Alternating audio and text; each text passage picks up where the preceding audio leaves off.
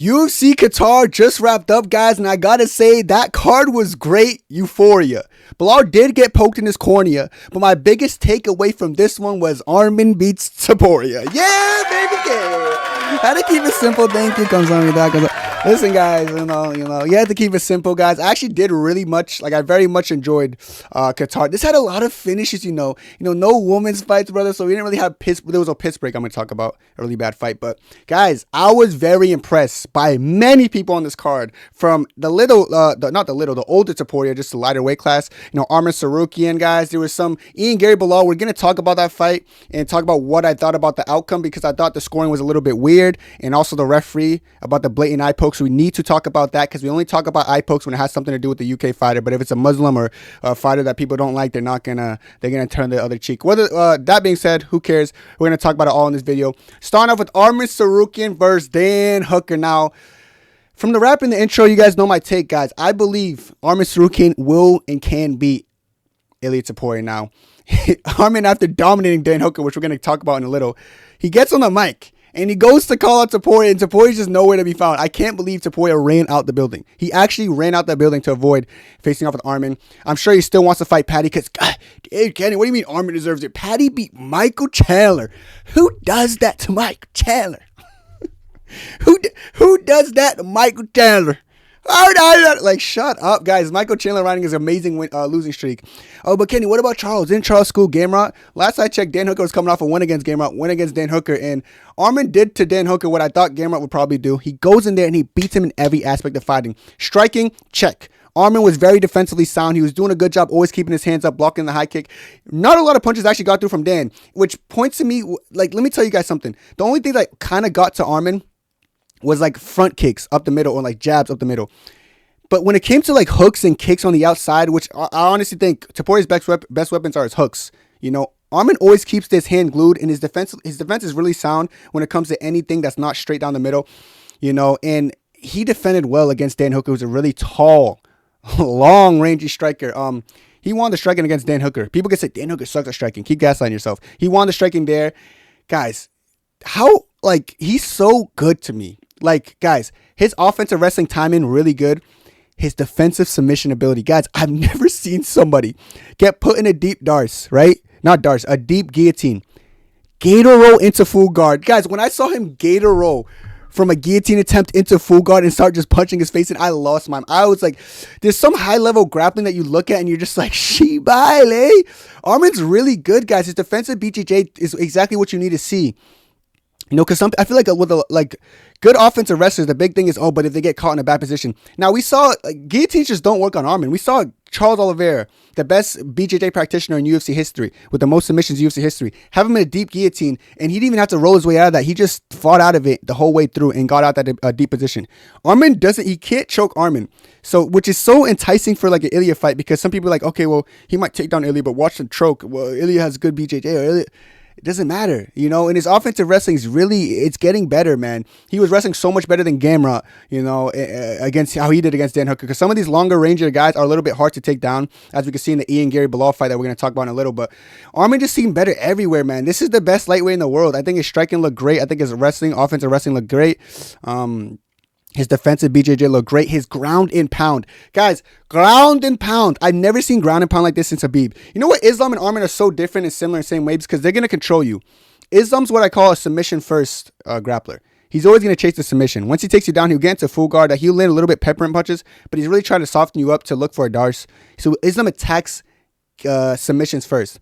Arman attacks ground and pound first, and he used that to set up things that may come along the way. His ground and pound so good. He generates crazy. I haven't seen it since Habib. I swear to God, I'm not even glazing. I haven't seen someone posture up so good and land these thudding elbows, 12-6s, uppercuts. Like, when he has you on top, not only is he so physically strong, not only is he like getting through positions and transitioning through guards really good, he's actively trying to punch your face in and ground and pound you and break your jaw. And Dan Hooker was wearing it, bro. Hematoma here, hematoma there, eye drooping down here, no lips. Like, brother, I could barely recognize this guy at the end of the fight because of the crazy ground and pound. Arman just, he's tough to deal with. Like, if he gets you down, he's going to actively just try to kill you. Now, I've seen Ilia get taken down by Bryce Mitchell in full guard, and Bryce Mitchell was landing ground and pound, but it's just like peppermint. if Arman or when Arman gets Ilya down, it's going to be very different. You know, it's going to be very different in my opinion. I think he's going to destroy him. Arman has beaten everyone. There's no doubt in my mind he should be next. Like I said, Charles is not next. Paddy's not next for beating Michael Chandler. Like, you beat Michael Chandler, you're supposed to. He schooled Dan Hooker. He was riding a little bit more momentum, obviously, than Chandler. Only momentum Chandler rides is hype momentum and see you at the top. Yeah. Just see you at the top momentum. No one gives a shit about that.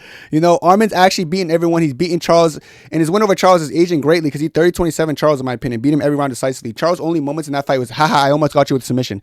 With that narrative, you could say, okay, haha, Dan Hooker almost got you. Brother, you're not submitting. At this point, if you go for submission attempts for Arman, I'm counting you as a clip farmer. You're just trying to farm a clip like, I almost got him. I almost got him, man. That's what you do when you're going for submission with Arman, because you're probably just not going to secure the submission correctly, in my opinion. I think Arman's just something to behold. He's just so special. And I think he's the only guy stylistically who has a chance to beat Ilia Topuria. We don't care about a Paddy fight. We know what Ilia's going to do to Paddy in the first round, knock him out brutally. But when it comes to Arman Tsarukyan, I just don't see any deficiencies from him, bro. His defense looked a lot more sharper. There's been fights where I've seen him in the past get caught with something, but like his defense was really sound this time around. You know, against a pretty solid striker in Dan Hooker. The way he just ground and pounded, softened him up in the move positions, getting to full mount, ground and pounded more, open up the head and arm. And let me tell you how strong he is, guys. During the head and arm, he didn't even get to complete to the other side. He was in full mount and secured the head and arm. The strength and squeeze on this guy, he's so similar to, he's like Islam with maybe slightly worse striking, because I still think Arman has really better kicks than him, because Arman was throwing a really good low kicks against Dan Hooker. Out low kicking Dan Hooker, which obviously you guys know from Topuria brothers, they struggle with low kicks. We could talk about that when we talk about the Alexandre, who fights exactly like his brother. He's just a perfect person to beat Topuria. He has the low kicks, has the wrestling, has the hairline, has the aura, has the muscle a little bit, has looks. Brother, this guy is just the best lightweight in the world, in my opinion. I don't think there's a 155 who could beat him. Don't ask me stupid questions like if Islam goes down. Islam's not going down. We know he's staying there. So as of right now, I don't see a lightweight in the world who could beat Arman Tsarukyan. He's just a fucking a marauder, a monster, and I don't see anyone skill for skill on the same level as him, bro. He's just so he's weirdly athletic and flexible. Like, even the way he rolls out of positions and like gets out, like, that's not normal. Like all that shit he does when he's spinning on his neck from his back, like he's just weird. Like he just moves so well, but like it makes him, that's why he's gonna win like 90% of the scrambles you see Arman in. He's just so flexible, man. You know, watching him and Hamza grapple, watching that back, like I was looking at Hamza like lose position wise, but like Hamza would just muscle Arman to the ground because he's fucking 220 pounds when they're fucking grappling together. But Arman, against people his size, he just has he gives up some height, yes. Even against Dan Hooker, I was like, damn, Hooker is so tall. But he was just fighting the range of the low kicks, setting it up, and then finding some shots of the hands and finding when to switch levels. Even like he was winning the pocket exchanges with Dan Hooker, he's dangerous, man. We've seen Hooker trade with like Dustin and hurt him in the pocket and some of these other guys, but Arman just see one step ahead in every aspect of fighting. And this is what you want to see from Arman. I feel like Arman, I had my doubts, dude, because like hasn't fought in like a year. He's doing a bunch of these grappling matches, looking good in the grappling matches, but that's not MMA, bro. How's your striking? How you still looking good? He looked better. Like he took a year off, and he said in the post fight, like, finally someone fights me. Thank Dan Hooker for fighting me. Because apparently people just don't want to fight him, and I see why though. I see like, of course, Paddy's like, he's boring. Why would I want to fight him? I'm a scouser. Bro, Arman would beat Paddy up so senseless that the footage would not be up for more than 24 hours. Someone checked the UFC website. They actually took this fight down. That's how bad it was. Beats on him, not today. Hey, on him, at the base. You know, like Arman's good. I can really glaze him. They're gonna say I'm going on a glaze tangent. Can you get off the glaze train, man? Bro, he's not a glaze. Bro, not a glaze. I think Arman's one of those guys who you actually got to keep your eye on because he's one of the best fighters I personally have ever seen in my life, especially for the lightweight division. Still relatively young. He's a rich kid, doesn't need to fight. He was a hothead, you know, be headbutting people. But after a performance like this, it's what you need to do after headbutting someone like that, because you could have gotten in a lot of trouble. But instead, you went in there and finished, made a statement. And Arman Tsarukyan is definitely someone to behold, and one of the most clean performances I've ever seen in my life. You know, I'm probably going to make a video on him this week as well. We'll see. But Arman Tsarukyan is someone special. Keep your eye on him. He's going to be Ilya. Quote me on this. Moving on to the co-main event. I have a lot to say about this fight. I think I was the only YouTuber who picked him. Total strikes count. Oh, this is cool. It's actually 97 strikes to 98. All right. Or 97 to 96. Belal actually outstruck him, just to show people. Before I get into this, Belal struck him, which is no surprise to me. I will say this from both ends, guys. Good game plan by Ian Garry. Good defensive wrestling by Ian Garry. I swear to you guys, this is not a robbery. Initially I said robbery because I really believe Belal won. It's one of those fights where I saw it 3-0 Belal. And no, I saw it 2-1 Belal, but there's a planet where it could be 3-0 Belal. I thought the first round was really close. but he could give it to Belal. Second round, I thought it was clearly Belal's round, but sure, maybe if, I don't know. Like, second round was nothing but Belal landing that overhand, like snapping Gary's head back. Garry landing oblique kicks, but then Belal put him against the fence and landing starts to get, like, Belal clearly won the second round. I don't know what happened there. Yeah, I think I'm starting to think like judges scored defending takedowns because Belal did go for 0 for 7, but that's besides the point. And then the third round, Garry was like kind of winning obviously the first half. Then the second half, Belal just does that thing where he comes alive and goes tit for tat. Now, like I said, I was the only YouTuber who picked him. Everyone's like, oh, Gary's gonna masterclass him. They're all wrong about that. I still think Belal won this fight. I think 2-1 is the appropriate scorecard. I don't want to say it's a robbery anymore because I do believe that it was close. I'll say it like this. Even though Belal outstruck him, it was still a close fight because Ian Gary's low kicks, I got to applaud that game plan. Some people like throw the oblique kicks like Almabayev, just throw an oblique kick. Ian stomps on that bitch. Ian had a good low kick. Some of those low kicks even had Belal falling over himself, But the main thing that pisses me off about this fight is the cheating from Ian Garry, guys. He poked him 3 times in the eye. I've said 3 times and people don't know what I mean. People, oh, you're rage baiting. Guys, look back at the fight. I watched it back. Ian Garry pokes Belal in the eye the very first, I don't know, like minute or 2 minutes. He pokes him in the eye. Belal's like this. Come on, bro. You can't be doing that. And Ian's like, oh, my bad. Like, Ian Garry goes to shake his hand. A couple minutes later, like a minute or 2 later, pokes him again. This time the fight gets stopped. He pokes him again in the Rich Mitch, whoever the fucking ref is, ugly ass Nick. Let me chill, but that guy pissed me off. He pokes him again. Because after the first fight, the ref ignored it. He pokes him again. The ref acts like he's ignoring it. Right? The ref's like, nah, I don't see it. Like, the ref's like, keep fighting. What's going on? And then Belal's like, oh. And then Ian's even like, oh, okay, my fault. I did it again. Ian knew he did it again. At that point, I thought, okay, he's going to take a point. Because at that, he already poked him twice. One at the start of the fight that both fighters acknowledged, and the ref just chose to ignore it. Second time he pokes him, the ref tries to ignore it, but like Ian's like, yeah, I did poke him in it. And Belal's like, oh my God, again? And then he goes over there, and I'm thinking he's going to take a point. Brings the things in, like, let him have a wipe for his eye because they saw the poke. And then that happens. Cool. They didn't take a point. I was pissed. I was like, okay, they blatantly didn't take a point. That's weird. That was the second time it happened. I don't care if that's the first time the ref acknowledged it. It was one of those pokes that you could tell Belal needed some time afterwards because he couldn't see well. Okay, cool. Later in the fight, guess what happens again? He blatantly pokes him. Now, this is the thing. This is why people are trying to defend the poke. They're saying, well, his hands weren't fully open. Chat, you can't do this into someone's eyes. Eye poke is intent. The intent of an eye poke is to disrupt the rhythm. The last eye poke that people don't want to admit that's an eye poke is when Ian Garry was out of position. And what's the first thing you do? I swear, look at the replay. It was so direct. You can't be like, no, Kenny wouldn't eye poke. He was trying to double punch him. No, he was out of position, like knee in the air. Then he goes like this, literally towards the eyes of Belal. The intent was to poke him in the eyes, to avert his vision by putting his fingers in his eyes. I don't care if the fingers weren't fully extended. It doesn't have to be fully extended to count as an eye poke. It was the intent behind it. It wasn't a strike to land on Belal to wobble him. It was 2-hand eye poke directed into both those eyes. And one of them, the middle finger on his right hand was actually extended. It actually went to Belal's eye, and Belal kept fighting. And then the ref stopped it again. I was like, okay, surely after the third eye poke, blatant eye poke. Like, blatant eye poke should be an automatic deduction, maybe even a DQ. I understand accidental eye pokes, like maybe you're leaning back and okay, shit, my fault. But when your knees are in the air and you're like this, and you fully extend your arm towards the person's eyes with the overall notion of I have to poke them because I'm out of position because I don't want to get hit with something, that's when a point should be taken. So not only was this fight razor close and Belal outstruck him, he's getting eye poked. He's fighting through adversity.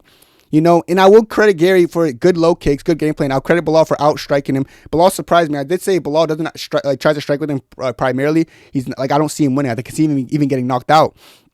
Even Gary's talking like he's going to run through him, going to knock him out. But Belal outstruck him, guys, via volume maxing and just landing the better shots in the boxing. Ian would have a habit where he leaves his head in the air and Belal will land a clean overhand, kind of turning Gary's head. But Gary's low kicks won him the fight. 30-27 on 2 scorecards was an abysmal card. Worst card I ever seen, guys. 2 cards were 30-27, which means they gave him the second round, which was not nowhere near a Garry round. I could see the first round. The first round I said it was 2-0, but I remember people in my chat saying 1-1. Some people were saying 2-0. I was like, I understand that. I understand the mixed reviews. People can say I'm coping. This is everything I'm saying is what I literally believe. It's not, people think Rage Bait is saying my opinion. No, I literally believe that Belal was up 2-0. Third round, I thought Garry was winning it until the last, Belal always has things where he just comes back stronger and lands big shots. But third round, I would give it to Garry. So I had a 2-1 Belal. I'm not going to say it's a robbery because, like I said, the grounds are close. I think the referees just favored the low kicks over the boxing of Belal. Because Belal does, even though he was landing on Belal, even though Belal was landing on Garry, I think the low kicks had more impact, So I don't think it's a robbery. I think it wasn't a bad fight. My frustration kind of comes from the fact that the referees just didn't care and let him cheat blatantly. Like, I just don't like blatant cheaters, you know. If I'm Garry, though, I'm going to keep doing it. I sound like a dickhead saying this. Gary's job as a fighter is to cheat as much as possible. If you're not cheating, you're not trying to say. I think Garry should continue cheating. I think he should continue eye poking until the refs do something about it. I know it's Belal, so no one else is going to rant about that in their video. Probably I'm going to be the only one talking about this because I think I was the only one who picked Belal on YouTube. The pick wasn't even bad, as you guys can see, because it was a close fight, but they're going to act like it was one-sided and Garry outstruck him, even though that's not true. But I'll say it like this, guys. Like, it's one of those things where if I'm Garry, I'm gonna continue to cheat until someone stops me. And Almabayev does it too, and I'm a fan of Almabayev. And I'm not saying I'm not saying Gary's a good person for cheating. I'm not saying but I'm saying if the refs are gonna allow it, why would I stop cheating? They're fighters. They're fighting for their lives in there. They're gonna cheat. It's gonna happen. But like Garry blatantly trying to put his fingers in Belal's eyes blows my mind. Not a single point was taken. At that point, 2 points should have been taken because that was, dude. Like, I can't even get into this. Just a horrible referee. I want that referee fired. It pisses me off, man. Belal has a great performance. I'm surprised it wasn't split. I'm surprised 2 judges had a 30-27. But then again, it's Belal Muhammad. I know a lot of them don't like Belal, so I'm kind of not surprised in that sense as well. Just an embarrassing fight. Embarrassing situation. I don't like how they did Belal, man. Did Belal really dirty. Very competitive fight. More competitive than everyone on YouTube thought, except for me, who kind of gave Belal a chance. But I did think most of Belal's chance would come for takedowns. Great takedown defense by Ian Garry. People keep asking me who's going to win, Ian Garry or Islam. I think Islam wins. Like, Ian Garry, like he showed good takedown defense, but he got outstruck by Belal. And just like I said, like people thought, because like I said, JDM and Belal went tit for tat. JDM's boxing actually showed in that fight how much better of a striker he is than Ian Garry, because Belal still fought very similar. He was walking forward, but JDM's just better at picking and moving, whereas I feel like Gary's like, he keeps his chin so high in the air. JDM's a lot more defensively sound. So I feel like that's why Belal had more success, ended up outstriking a 6'3", longer, taller opponent with long arms and longer legs. But like I said, Garry, kudos to him for using those leg kicks, man. Those oblique kicks, they're very much troublesome for Belal Muhammad. And he's a 6'3" fighter, and he fights with his length. He's one of the rare tall fighters to fight with his length. Morales does not fight with his length. Morales just uses his power and starts winging, and he's a big dude. Garry fights with his length because he doesn't have like an overwhelming physicality advantage over these guys. But well done to Belal. I don't think Belal's stock goes down. It's kind of frustrating as a Belal fan. I am fond of Garry. I say he's really good, but like, you know, Garry did well. He cheated enough to make sure he doesn't get caught if out of position. And as for Belal, it's probably frustrating constantly having someone in your eyes and kind of worrying, is he going to poke my eyeballs out? But he still outstruck Garry, so kudos to him. I don't know, man. Tough for Belal. It's tough for Belal. To me, I think Belal won, so I'm looking at this fight a little bit upset because I feel for him, because I feel like he got it done. But at the end of the day, bro, judges are the ones who make the call. So congrats to Ian Garry getting it done against Belal in a very close fight. Very close fight. Either way you slice the cake. People who are going to try to make it seem like Belal dominated or Ian Garry dominated. You're weird. And I know there's going to be a lot of people who do that, but you guys are just weirdos trying not to look at things objectively. Great fight, competitive fight. Ian Garry gets it done. Congrats to Ian Garry. Moving on. One of my few guaranteed fights, I said it was 100% going to happen. Uzdemir, he goes in there and kind of does exactly what I expect him to do. Chins Manningfield, doesn't he? Like, embarrasses Manningfield, puts him against the fence, lands big shots. Manningfield landed 2 strikes in this fight. 2 were not enough. Volkan Uzdemir treated him like you're literally not good, and he beat him really quickly. So I did see this coming. This is why he was one of the people I said lock in on Uzdemir. Gets it done. Moving on from that. This fight is interesting because I really thought Hermansson was better at grappling. I thought Hermansson was probably going to be more comfortable unless the knockout affected him. That's what I said in my prediction video. If the knockout affected him, and it did. Guys, Hermansson was doing something I've never seen him do. He was like backing up with his chin in the air. He was just fighting scared. Like, he was backing up the whole time against Orolbai. Usually he's the one like bringing even against RoboCop, he was kind of bringing the center against RoboCop, a bigger, stronger guy. RoboCop knocked him out bad, and I could tell, like I'm telling you, he never recovered. What? That was 3 months ago? That was June. I think that was like June, July. Now we're in November. A couple months ago, man. Not too long ago. Those are the type of knockouts you take a little bit, reflect. This guy got knocked out like that. I was like, yeah, let me cut weight now. Okay. Yeah, I'm sure your chin's going to be better, man. So he gets knocked out by a huge middleweight. He's probably like, okay, I can't get hit by someone that big again. Let me cut weight. Against Orolbai, he's not that strong, you know. Orolbai does not have one-punch power. But Jack Hermansson's chin's not even horrible. But I think it's the fact that he got knocked out badly, didn't take appropriate time to recover, then cut weight. Cut weight. Like, literally cut weight. his chin was out, but like he was just landing kicks. He looked so scared and hesitant. It didn't look the same. Orolbai lands a shot, like flushes by his ears. It wasn't even that thudding. It wasn't that accurate, but it brushed him. But you can see his equilibrium. His brain never recovered from that knockout because he got slept badly. Made Orolbai look like a tremendous like power puncher when Orolbai does not hit that hard, does he? But he gets absolutely slept and by Orolbai 170. And Orolbai was coming up from 155. Orolbai does alternate weight classes, but he was back up at welterweight. Jack Hermansson fought a weight class he never fought in his entire life for the first time after getting brutally knocked out. Didn't help him. Crazy. Don't know why he did it, but congrats to Orolbai. Orolbai, not Orolbai, Orolbai. Oral mean teeth, brother. Aura mean vibe, aesthetic, good looks. Look at him. He's the most handsome of the card. So respect him, brother. Shout out Kazakhstan with their valid woman. Now this fight right here, bro. Cortez Acosta, you know. Cortez Acosta, you know, versus Real Deal Shamil, Real Deal. Brother, don't tap, go sleep. Poor Shamil, you know. Brother, like, Shamil got destroyed, guys. Cortez Acosta's good, though, guys. Like, it's like, dude, he went in there and treated Shamil like a blob. Like, I know we joke around, yeah, he's a blob, man. Shamil a blob. We joke about it, but he made like Shamil look like one of those blobby heavyweights who just don't deserve to be like fighting, you know? Costa just gets him out in one round, dude, like within the first minutes, bro. Like he landed clean on Shamil. Man, Cortez Acosta, man, gets eye poked by a rising contender like that, Ante Delage, sleeps him right afterwards, doesn't bitch out like Tom Aspinall. Then he sleeps Gaziev in the first minute in 30 seconds, then takes a picture with an eye patch again with a countryman, Michael Bisping, who's a countryman of Tom Aspinall, to clown him. You know, congrats to Cortez Acosta, man.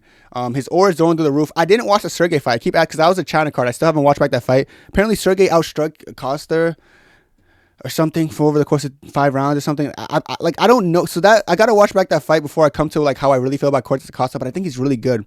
It's a shame that he lost. Like I said, I have to watch that Sergey Pavlovich fight. I'm surprised though. I don't understand how Pavlovich just cleaned him up like that. Maybe Pavlovich's hands are pretty good, but people said it was boring. So I'll probably watch that back, unfortunately, and see where, because I think Cortez Acosta could be champion.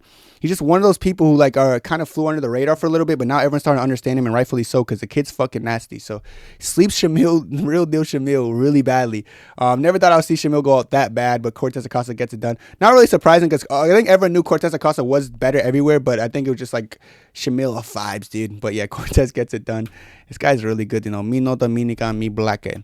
Now, Tagir Bekzat versus Yakhyaev Horiguchi. Schools Tagir. Tagir's the worst, one of the worst Dagestan. He's like cut from the same cloth as like Bubukar, you know, some of these other guys. Like he landed 10 strikes total. It's just pissing me off. Landing 1 takedown. Horiguchi beat him everywhere. Landing 120 strikes. Took him down. Submitted him at the 3rd round as well. Just broke him down mentally. This guy took 10 years off from the UFC. Comes back and schools Tagir. And he did have a win off Manil Cap while away from the UFC. So maybe Horiguchi's one of those people to keep your eye on. And DJ his resume is aging well. This is someone he beat 10 years ago. The guy's only 35. You would think he's a little bit older for fighting last in the UFC 10 years ago, but he was just like a young jit in the UFC at that time, like 25, 24, you know. But Tagir gets his ass whooped by him. Tagir's so bad to me. Like, I'm not going to lie, I was laughing the whole time watching that fight. But congrats to Horiguchi. Gets it done against Tagir Bekzat. Now, this fight's big because I swear, chat, after doing footage, I'm like, guys, Grad's going to school him. Luke Riley's so overrated. Like, Luke Riley didn't, like, he just looks so bad. His defensive grappling looked mid. I was like, guys, I think Grad's going to come in there. He's going to overwhelm him with pressure, and he's going to take it down and melt him. He was doing everything I thought he was. I was literally laughing. I was like, this is exactly what I threw up. This guy's like a minus 300. I was like, I don't know why everyone sees hyping him. He was getting destroyed by Grad everywhere. Then he gets that fucking one. It only takes one, you know. He never had like a clean one-punch knockout, but he landed a clean shot on Grad as Bogdan was throwing. It's one of those things when like the better fighter loses, but like everyone's gonna like just like ride the aura of Luke Riley. I think it's cool for Luke Riley. I don't think he's ever gonna be that big of a favorite against someone like a Grad or someone good, because I feel like everyone kind of understands the cat's out the bag now. But I was kind of upset that this ended up being like a mystic prediction, because he was such a big favorite. No one believed in Grad. But after watching film, I thought it was hilarious. I was like, guys, Grad's gonna maul him for like literally 3 rounds straight. Didn't happen though, because he has that one punch, but could have been a great pick, gone wrong for sure. But Luke Riley gets it done, you know. Luke Riley definitely gets it done. And yeah, Grad's a lot better, but it's one of those things the better fighter doesn't win. It is what it is. Congrats to Luke Riley. Great knockout, by the way. It was clean. No one does that. Who does that to Grad, dude? Who does it to Grad? All right, next up, this fight. This is the worst fight of the card. Actually, this is my first time I took a piss break. You know, I was saying the whole card was great, but fights like this just made you question everything. Saygid, one of the shit Dagestanis, versus Nicholas Dalby. Dalby won 2-run clear. I don't even know why it was split. Maybe because he was Dagestani and some of those judges wanted to dick ride him, even though they disrespected Belal because Belal disrespected Islam. Belal should not have said anything about Islam, then those fucking coaches, those judges would have been behind him. But Dalby gets it done, the worst fight ever. I don't even want to give him attention to talk about them. Moving on. Alex Perez versus Almabayev. This fight was actually it was all right. It was back and forth. It was kind of getting iffy. Alex Perez was actually out wrestling Azul Almabayev. Almabayev's stock actually went down for me, even though he got that third round finish. Because Alex Perez was finally taking him down, mauling him. He's like, oh, let me do another takedown. Third round, shoot the takedown. Almabayev gets him in a guillotine. Great submission win by Almabayev. But his stock doesn't really go up for me. Like, he looked all right, but nothing. Like, he was kind of getting out wrestled by Alex Perez before that guillotine. Really clean guillotine though. The choke made me applaud. Like, it's one of those things I started applauding myself. And he was on one of my parlays that were guaranteed. So congrats to Almabayev for coming in clutch for me. And Alex Perez looks solid, but Almabayev, I guess his stock goes down after this. Not gonna lie, even though he won. Now this guy, bro, 24-year-old Dagestani. You know, it was one of those performances where you guys can almost feel like he's 24, guys. He went in there like he didn't respect him. And it worked. He just sleeps him in the first 30 seconds. He has a 30-second win in the Dana White Contender Series, a 33-second win here. This one, he didn't even hurt him. He did like a spinning wheel kick. It caught the glove, but Rafael took like a weird step afterwards, and then it gaslit Yakhyaev. Like, Yakhyaev, oh, I hurt you? And he started coming with a 1-2 head kick. That was beautiful. Then from there, he jumps on ground and pound and ends up getting a choke that didn't even have like full, like all the legs locked in, but he gets in like a rear naked choke. This guy's good. I don't know how good he is, so I'm not going to say he's like, oh, someone to watch out for, because getting finishes in the 30 seconds, it doesn't really let me understand you as a fighter. I know he's talented. Yes, he has some good reaction time. He, like, that head kick that he dropped him with was like very reactive. He was on his P's and Q's, but I don't know how good he is. Is he like on my watch list? No, but am I going to keep watching him? Sure. 24, still young. You know, a lot of these guys have good energy, and then the next round comes, they fatigue. He could be like one of the other Dagestanis in the card, the Saygid guy, so who knows? But yeah, great win by Abdul Yakhyaev, but we have to see more of this guy. Now, Topuria versus Bekzat.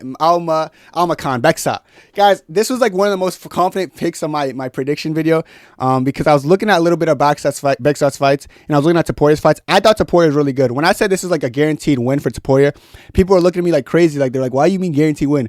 It's just that from what I saw from Topuria, I knew he was going to end up overwhelming Bekzat, and I actually thought Topuria was going to knock him out. I will say, Bekzat surprised me. He didn't get knocked out. He got dropped in the third round. It was close, but, you know, first round was close. I think Topuria might have stole it, but Bekzat showed that low kicks are going to be like the Topuria brothers' weakness, you know, which also points to my narrative that I feel like Arman could beat Topuria because the low kicks. But Topuria is like heavy. He's very heavy on the low kicks, and Bekzat kind of got away with it when he started eating damage. But initially, Bekzat was showing the legs, but it's just a constant pressure of Topuria, and then the defensive wrestling. There was one sequence, guys, where Bekzat like crashed into Topuria, and then Topuria like doesn't even grab a full hold of his head, but does like a judo throw. Like, he like judo throw this guy with only using his hips. Can you believe judo throwing someone only using his hips? Like, I swear that's what happened. Like, Bekzat had space and he runs at him and then they crash into each other, and then he just judo throws him only using his hips. Barely had any control of the head. It was beautiful. Ends up controlling him, shows that part of his game as well. Man, his defensive wrestling is just really good. Offensive striking, he's not the highest output, just like his brother, you know. But these guys, like Topuria brothers, the thing I like about their style is a lot of people can't do this, because a lot of people can't take low kicks, and when they lose one round, they get a little bit flustered. The brothers are like really confident. Like, they don't care about losing first rounds. They just like, okay, I'm going to eventually get you. I'm going to eventually hurt you. By the second round, Topuria started landing on that straight punch, and it was causing damage. Like, Bekzat was rearing it. Like, at first in the first round, it didn't look like he was landing anything, but you see like Bekzat start forming wilts. Then eventually the second round, he's landing those 1-2 big power shots, and he sits down on them. The Topuria brothers sit down on it. Alexandre's sitting down in it. Guys, and then the third round starts, and he's just putting it on him more and more and dropping him now. I was like, oh, he actually might finish Bekzat. Topuria is arguably the best bantamweight in the world right now. I think he's the hardest fight for Merab alongside Umar. I don't think anyone beats Alexandre Topuria except for Umar. I think Umar's the only one who could beat him, just because the grappling of Umar versus the grappling of him, I do favor Umar in that aspect, in a very close grappling fight, though. And then the whole, like, they both took down Bekzat. No one controlled them. I think Umar had more control time, of course, because Umar's a little bit more seasoned there. But then the striking, like, the only thing with Topuria striking, it looks like kicks are going to be his only detriment. And I know that Umar has really good kicks, as Arman Tsarukyan has really good kicks, so that's going to be the detriment of Aliev. So to beat the Topuria brothers, you're going to have good kicks with good wrestling. Umar is the only one who can beat him in this weight class, and I think Arman's the only one who can beat him in 155 currently because you have good kicks with good wrestling. But outside of Umar, I really don't see anyone being Topuria, including the champion, guys. He's just too much. His pressure is too much. I think he's going to do better with 5-round fights because his 3-round endurance looked amazing. He didn't tire the entire time. I think 5-round fights favor Topuria brothers even more because they have more time to work. So even if they happen to lose the first 2 rounds out the blue because someone's really good, they still have 3 more rounds to just constantly walk forward. You know, it's just the only thing they got to worry about the low kicks. But the way he started checking them later on in his offensive wrestling, he could always go to that. Just having that takedown threat, having that boxing threat, even his low kicks. I know Topuria Alexander has good low kicks. He didn't use much of it this fight because he was getting out low kicked. But even that department is fighting didn't show. But Bekzat's not one of those people you could just run through the way Topuria did. But I did call this. I said Topuria might make it look easy. I think he made it look easy in the last 2 rounds. So people can say what they want. I called this just one of those, and it was 50-50, like it was picking odds. But I was like, guys, Topuria's going to school him. Trust me. Look back at that video. Look back at my prediction video. And Topuria does get it done. And Bekzat's good. Better than I thought because he didn't get knocked out. But Topuria proved to me he's as good as I thought he was. Next up, you had the Naurdiev Loder fight. I thought, this is what I said about it. I thought Naurdiev was going to start really good first round, be wild, throw crazy kicks. Then Loder was going to start grappling as the fight continued. Loder shot 0 takedowns. He didn't even grapple him at all. He gets knocked out within the first 90 seconds. And Naurdiev only landed 3 strikes, but it took 3 to put him out. So congrats. He puts him out cold as well. Like Loder went out bad. So shout out to the Moroccan, gets it done. He's not that good to me. Neither guy's that good to me. I don't really care who they fight next. Aliev versus Shamrock. This fight's weird to me because, like, Aliev beat him, yes, but Shamrock went on Twitter right after this fight and started saying, this guy just wanted to hug me the whole time. Bro, you got beat up. I don't even know what you're on about.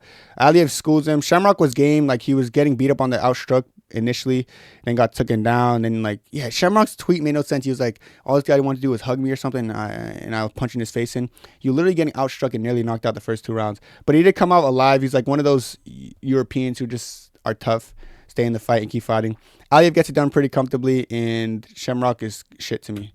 Moving on, this fight, I didn't even watch it. But the big boy won. Denzel won. Shout out Denzel Washington. Shout out Denzel Washington, you got it done. But those are the fight cards. Like, let me know what you guys think about, this fight. I think this is actually a really good fight card. And Arman Tsarukyan, guys, I got to keep my eye on him. Topuria, keep your eye on him. And then Garry with a really great win. Despite cheating, he did what he had to do. He gets it done against Belal Muhammad. Very good card. One of my favorites ever. That's it for me, brother. God bless. 2, 3, 4.